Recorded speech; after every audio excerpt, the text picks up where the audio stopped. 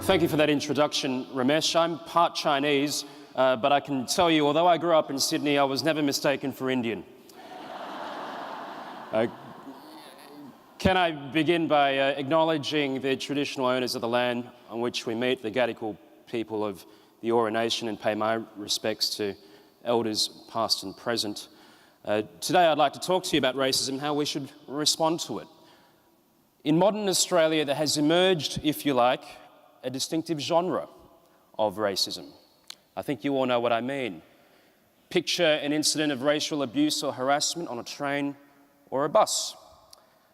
Picture a YouTube clip of fuzzy images of someone dishing out abuse to another person. Think of Adam Goodes at the MCG last year, or of Jeremy Fernandez on a bus not long ago, or a French-speaking woman on a bus in Melbourne in late 2012. We all know what it looks like. We all know how ugly it is. But yet there are some people who say that racism is something that can be exaggerated in terms of its harms and its effects. Some will say sticks and stones may break my bones, but words will never hurt me.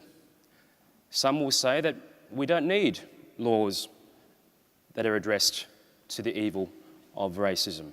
That if there is a problem with race, people should just simply speak back and leave it at that. And as Ramesh alluded to in his introduction, there are some who would say that the price of free speech in a liberal democracy may well be that you have to accept that at times you might be offended, insulted, or humiliated on the basis of race. Tough luck. Well, today I'd like to make the case on why we shouldn't be complacent about racism and why it's important for us to take a strong stand at all levels of society. Yes, through our everyday behaviour, yes, through our organisations, but also through our laws. That we need to be unequivocal and emphatic in the message that we send about racial tolerance. Specifically, what I'd like to do is I'd like to talk a little about what racism means today, because it is a term of dispute.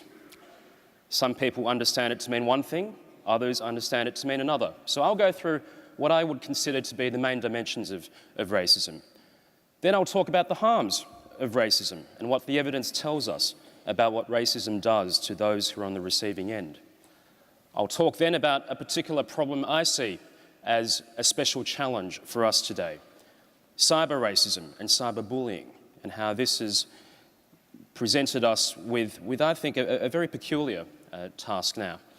And then I want to conclude by talking about leadership and the importance of setting a tone, and about the work that we're doing at the Australian Human Rights Commission about combating racism through our Racism It Stops With Me public awareness campaign. But let's start with what racism means. If you were to turn to your dictionaries, you may well get something like this: a belief about the racial superiority of one or some groups over others. A doctrine. I think this is a very narrow definition of racism, because racism, as we understand it today, means many more things. It means much more than the 19th century doctrine of the white man's burden. Here I've got an example of a quote from one commentator from the 1860s who spoke about the impossibility of a Negro ever equalling the standard Caucasian in natural ability. But today we see racism in different ways. You don't need to sign up to a doctrine of racial superiority in order to do something that's racist in nature. Here's a sign that was put up by a publican in Coolgardie in Western Australia earlier this year: "No Indigenous person will be served in this hotel until my Apple iPhone is returned. That was stolen on Saturday." I think that counts as a form of racism or racial discrimination. Clearly doesn't involve any notion of superiority, but nonetheless, there's discrimination there. You may be familiar with the face of this man, Donald Sterling, owner of the LA Clippers basketball team in the NBA. I see you nodding, so you're familiar, but he had a conversation with his then girlfriend that was leaked, in which he said to her, "You should not be bringing black people to my basketball matches." Interesting to note, the coach of the LA Clippers happens to be an African American. Many of the players in that team happen to be African American, as is the case in many of the NBA teams. I think what you have here is another instance of something that resembles what we would consider racism, even if it may not involve a blanket form of discrimination. I mean, if Donald Sterling was a truly committed racist, for want of a better word, then maybe he'd ban people who were African American from playing for his teams, but he didn't do that.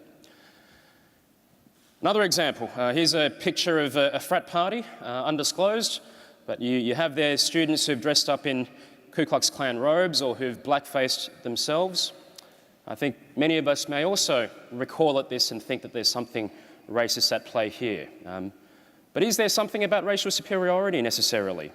Maybe, maybe not. I think the response many of you might offer is to say, well, this is a bit different from the other cases, because maybe here you've got people who are just joking around. Maybe they didn't intend to do anything that was offensive. They're just having a bit of fun.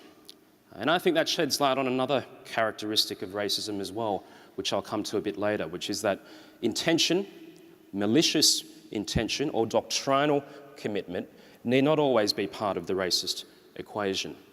As we see in this case as well, a lot of debate about whether Jonah from Tonga may have some undertones or overtones of prejudice and discrimination. I think it's a fascinating debate to follow where one falls on that. I've got here some pictures of African American students at Harvard University who've put up on their whiteboards their comments that have been directed at them. You may not be able to make it out on the left. You don't sound black, you sound smart. On the right, you're lucky to be black. So easy to get into college. I think again what we're seeing here is perhaps not an overt act of discrimination, but something about attitudes and prejudice and judgment, perhaps. I present to you all of these slides to illustrate what I consider to be the many dimensions of racism. Yes, historically we know that racism has been bound up with doctrines of racial superiority. In the 19th century, it was very common for people to be measuring the size of skulls, to be talking about phrenology, to be referring to race and superiority in scientific terms or quasi-scientific terms. That's not so common these days. Today, racism is about stereotypes, negative stereotypes that are rehearsed about groups based on characteristics associated with race and ethnicity. It's about prejudice, about assuming, as we saw in those pictures of those Harvard students, that because you are of background X or Y, you couldn't possibly be A or B. It's also about discrimination, as we saw most starkly in that slide involving the publican in Coolgardie, who said that no Indigenous person will be served. And the sources of racism also highlight to us just how complex it is. Quite often people will say, well, racism is born of hate. And it is. Or that racism is born of fear. And it can be. I think that racism can also be born of other things as well. It can be the product of ignorance, of someone not knowing better. It can also be the product of arrogance, of people thinking that they already know everything that needs to be known. But at the end of the day, racism is about something that negatively impacts on another person based on their race or ethnicity. That's a very basic definition that I think we can all agree on. So to what extent does racism exist today in Australia? I'm a champion of multiculturalism in our country. I think in the decades since post-war migration began following the Second World War, we've come leaps and bounds from a country where 90% or more would have been Anglo or Celtic in ethnicity in 1945, 46. We're now a country where 1 in 5 people speak a language other than English at home. 25%, actually it's about 28% now, of people were born overseas. Another 20% have a parent who was born overseas. So close to half of our population is either first generation or second generation Australian. But nonetheless, racism happens, and about 20% of Australians say according to research done by the University of Western Sydney, that they've experienced verbal racial abuse. About 11% say that they have been excluded from the workplace or social settings because of their race. And perhaps most troubling of all, about 5% of people say they've been physically assaulted on racial grounds. If you consider the size of our population, 23 million, and think about what 5% means, that's quite a lot. Other evidence suggests that racism may be on the rise. So the Scanlon Foundation, which conducts an annual survey into social cohesion, found last year that 19% of people say they've experienced racial or religious discrimination of some kind. In 2012, this was at 12%. So since this study has been running since 2007, the levels have been roughly at 10 or 12%. What we're seeing is something different, something out of the ordinary. What we're seeing as well is that there are some groups of Australians who are particularly susceptible to experiencing racial or religious discrimination. Those from Asian countries of origin, the figures from the Scanlon Foundation suggest that about 40% or so from people from China, Malaysia, and the subcontinent say that they've experienced racial or religious discrimination. There was a study done recently in Victoria concerning Aboriginal and Torres Strait Islander Australians, which found that figure to be dramatically higher. So about 90+% of people say that they've experienced racial discrimination of some kind. And I think that is an indication of how Aboriginal and Torres Strait Islander Australians experience racism in the most systemic way imaginable. And when it comes to children and young people, we are seeing some very disturbing signs as well. A recent study found that among those of non-Anglo ethnic and cultural backgrounds, 80% say that they've experienced racial discrimination. You'd think that the school would be a safe environment for our children and young people, but unfortunately, over 2/3 of these experiences in this survey happened at school. So the schoolyard and the classroom is not immune from abuse and harassment. What then are the harms of racism? Is it just about hurt feelings? Is it about injured sensibilities? Or is it about something more? I think there's a very civic harm to racism, which is to say that discrimination and prejudice is an offence to our notion of citizenship, the value that everyone in our society should be treated equally and as a member of society with equal dignity. When racism happens, it can have a very devastating effect on community cohesion and on how people can relate or identify with Australia as a society. There are also physiological and mental health consequences of racism too that have been well established in research conducted by psychologists and those in the medical field. Those among you who have experienced an incident of racism before will probably relate to this, but it can have a very visceral feel. Your heart rate goes up, you can start sweating, you can get tense, you can find it difficult to sleep at night after an incident. We know too that depression, anxiety, psychosis are all symptoms of repeated exposure to racial discrimination. I think the human dimension of racism is something that we don't always recognise, particularly if one has never experienced racism firsthand or seen its effects up close. Here are some responses to a consultation that the Human Rights Commission conducted a few years ago, where we asked people to tell us about what the experience of racism felt like. I experience racism on an all too regular basis. It's a tremendous psychological blow because it's something that I experienced from age 5, leaves me feeling helpless and vulnerable for days afterwards. Or the quote at the bottom, it makes me feel like I'm lower than everyone else, an intruder who is not part of this society. Don't know about you, but I think the harms go way beyond hurt feelings. Let me turn to cyberbullying, which I mentioned earlier as a particular challenge that has emerged in recent times. Is it the same thing as just plain bullying? This is a question that often gets asked. And I think at one level you're talking about an identical phenomenon in that you're talking about someone who wants to wield power over another person, and someone who is willing and often able to insult, degrade, humiliate, belittle another person because they can, or because it makes them feel stronger. That's the basic feeling or impulse when it comes to bullying. But when bullying happens online or through electronic forms, I think there are some distinctive qualities to it. It's distinctive because it can be invasive. It can be invasive in the sense that you may go home, turn on your computer in the privacy of your bedroom or your living room and be subjected to cyberbullying. The audience is also different.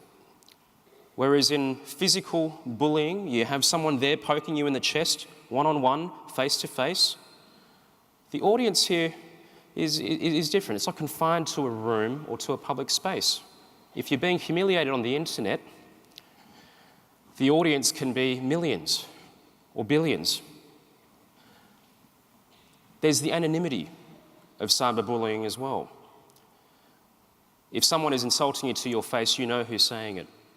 But quite often, as the experience of young people in cyberbullying reveals, bullying is done under the cloak of anonymity. Now, research into this area is still fairly recent and new, but it suggests that about 1 in 10 young people experience bullying online. 1 in 10.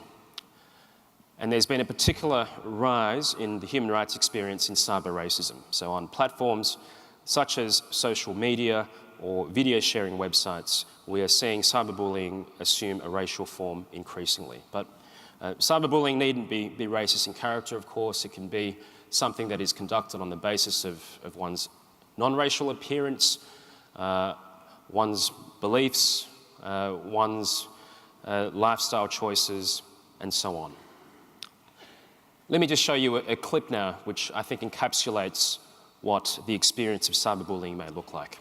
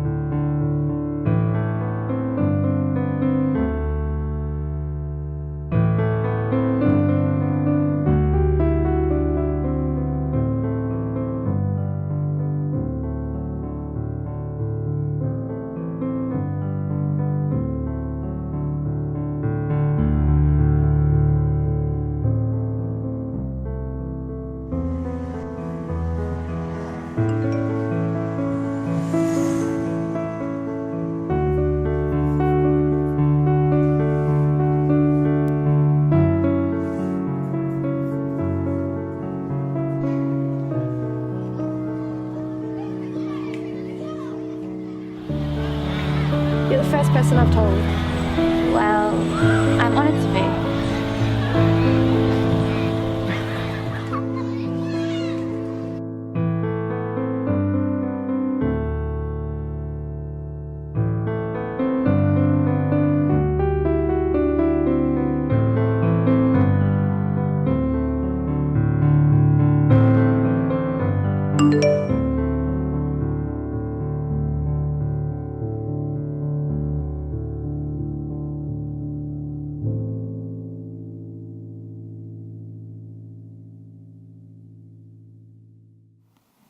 So that was a video from our Back Me Up campaign that the Human Rights Commission launched in 2012. I think it was a very powerful illustration of just how invasive cyberbullying can be, how it can track you in different settings. But the message in that video too was just how members of one's peer group, when it concerns children and young people, can have a very powerful effect in intervening.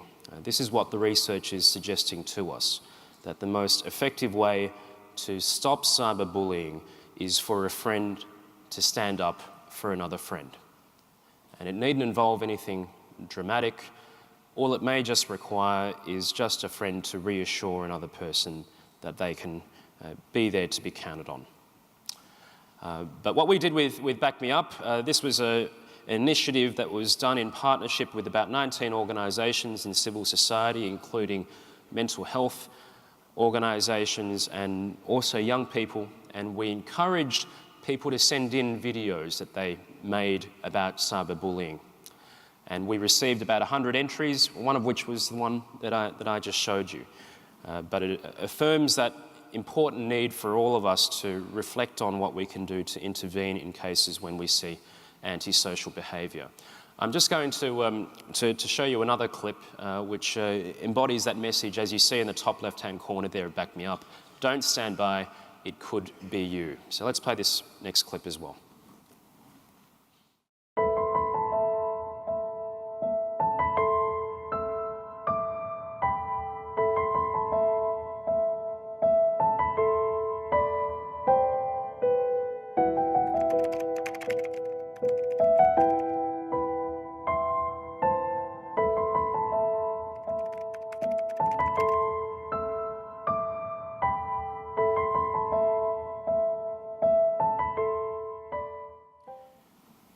Here are some of the responses to young people with Back Me Up. Back Me Up has made me more confident as to what I can do as a bystander. And this has been a focus of our work at the Commission, targeting bystanders and empowering people to know what you can do. And knowing that you can take action when you see the signs of bullying taking place. And I think this goes to the kind of culture that we should be thinking about building in our organisations and also in our society more generally. Quite simply, context matters. If you have a social climate or culture where you tolerate or accept or implicitly endorse behaviour that belittles another person, then it can really open the floodgates. Licence is an important factor here. We all take our social cues from those around us. Often it happens in very subtle ways. Sometimes all that needs to be done is for someone to give a wink or a nudge, and that can be all that there is to it. And I think this is a reminder of just how important leadership is when it concerns antisocial behaviour, whether it's cyberbullying or whether it's racism. I want to turn now to leadership when it concerns racism. One sign of Australia's leadership as a multicultural society has been that we have been prepared to put into our laws an explicit commitment to racial tolerance and social cohesion through something like the Racial Discrimination Act, which is our federal law concerning racial discrimination. We have a very explicit statement that racial discrimination is not to be tolerated in the public life in our country. Our laws, for example, state explicitly that you cannot discriminate on race, colour, ethnic or national origin when it comes to the provision of goods and services, when it concerns employment, when it concerns housing and accommodation, or when it concerns advertising. The law has been in place since 1975. It wasn't, however, until 1995 that the law included protections against racial vilification in public places. So between 1975 and 1995, all that the law explicitly protected was people from acts of discrimination in those defined areas I noted, but if it came to racial abuse or harassment in the public place, the law actually didn't cover that.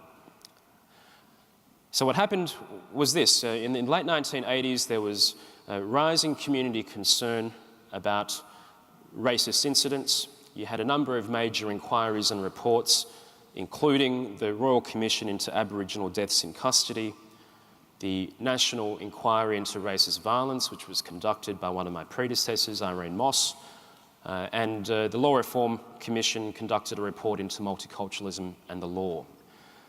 And the government of the day responded to these reports by introducing a provision in the Racial Discrimination Act which prohibited racial vilification. So the law, in the words of Section 18C, I can't think, by the way, of a particular section of Commonwealth legislation that has been discussed at such length in our public debate, but Section 18C makes it unlawful for there to be an act otherwise in public that's reasonably likely to offend, insult, humiliate or intimidate a person or group of people on the grounds of race or ethnicity. This is accompanied by Section 18D, which states that the law is to protect artistic expression, scientific and academic inquiry, and fair reporting and fair comment on a matter of public interest, provided that it's done reasonably and in good faith. Now, these laws have been in place for about 2 decades. Courts have interpreted them in a uniform and consistent manner, which is to say that we're not talking about protecting people from just hurt feelings. I can't make a complaint about the Racial Discrimination Act if I merely believe that you have offended or insulted my opinion. The conduct that's prohibited is anything that offends, insults, humiliates or intimidates on the grounds of race. That's very clear. What's also been clear in the court's determination under this law is that only profound and serious effects are covered by the law. So trivial slights, no can do. We're talking about something that harms people in a very serious and profound way. Also, what we've seen is that the free speech exemption of Section 18D we've seen that being interpreted by the courts in a very broad way. To give you some examples, during the political high watermark of Pauline Hanson, she was actually subject to a complaint by a person of Aboriginal background who alleged that in a book that she had written, Pauline Hanson, The Truth,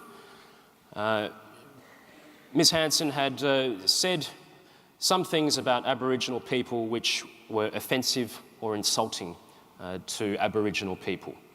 Namely, that Aboriginal people were receiving special privileges that didn't extend to other Australians, among other things.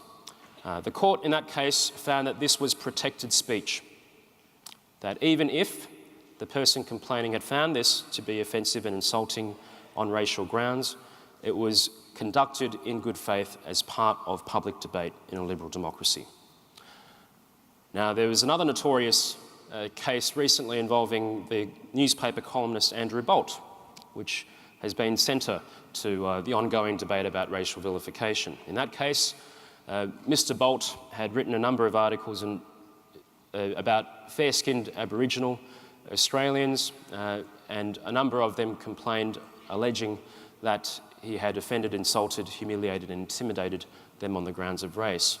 The federal court in that case found that Mr. Bolt could not be found to enjoy the protection of free speech because the protection extends to behaviour that is done reasonably and in good faith. Namely, the court found that Mr. Bolt had made some errors of fact, distortions of the truth, and had used inflammatory and provocative language, and it was a combination of those factors, not just one of those factors, but a combination of those factors which meant that he could not enjoy the protection of free speech in the law because he could not be found to have acted reasonably and in good faith. I hope this gives you some, without getting into too much of the technical elements of it, but I think it's very important, some sense of how the law is operated. And I think it's important to remember that this is not the only piece of law in Australia that impinges upon what you can say in public. For example, our parliamentarians in our state and federal parliaments adhere to standing orders which require them to withdraw if they were to use offensive words or language. We have criminal summary offence laws in our states and territories, which mean that you can be convicted under the criminal law for using offensive language in a public place. Beware if you were to use the F word, by the way, in public, because that could lead to a conviction In New South Wales last year, 12,000 people were convicted for using offensive language in a public place.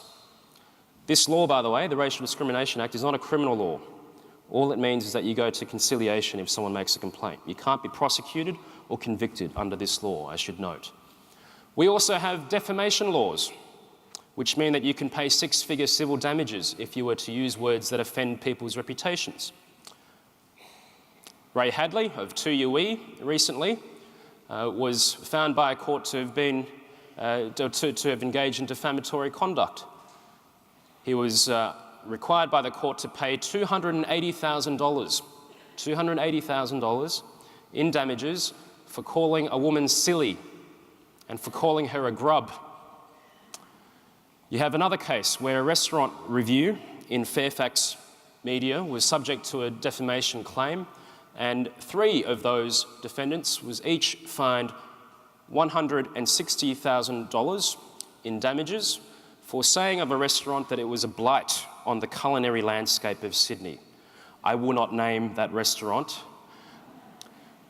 But my point is this: if we can accept that our elected representatives should be prevented from using offensive language in our parliament, if we can accept that the law can lead you to being convicted for using offensive language in a public place under the criminal law, if we can accept that you can pay six-figure damages under the laws of defamation, then why can't we also have laws that allow citizens to hold others accountable when they're racially abused and harassed?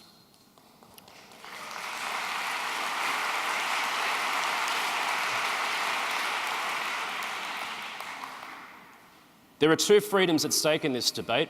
Freedom of speech is fundamental, but there's also freedom from discrimination. And to those who say that we should celebrate a right to bigotry, I ask, what about the right to be free from the effects of bigotry? Because this is what the debate is really about. It's about the kind of society we want Australia to be.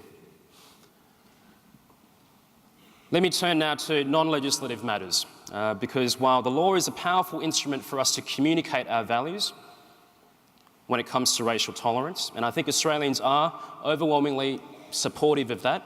Fairfax Media conducted a poll recently which found that 88% of Australians believe that it should remain unlawful to offend, insult or humiliate someone on the basis of race. The law alone cannot do the job for us. We also need to take action in non-legal forms. What we do at the Australian Human Rights Commission is we lead the National Anti-Racism Strategy. That brings together a number of government departments and civil society organisations. We've targeted a number of areas where systemic racism is a problem. Areas such as the media, government service provision, employment and the workplace, sport, youth.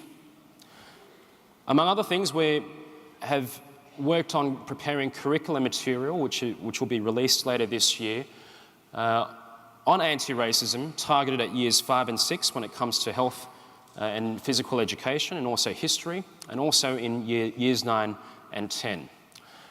The content of this material is really aimed at 2 things, empathy and action.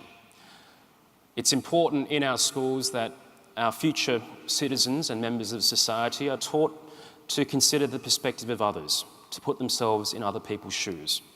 In short, to exercise empathy.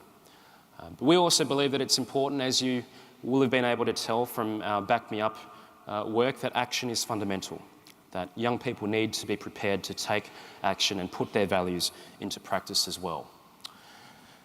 Our main initiative in this area when it concerns public awareness is the Racism It Stops With Me campaign. We aim through this campaign to empower people to stand up to racism and also to ensure that tools and resources are shared among organisations committed to combating racism. So far we have more than 250 organisations in business, in sport, in civil society, in government that have joined the campaign. If your organisation is interested in joining the campaign, we'd be delighted to have you on board. We believe that grassroots action is fundamental to changing behaviour.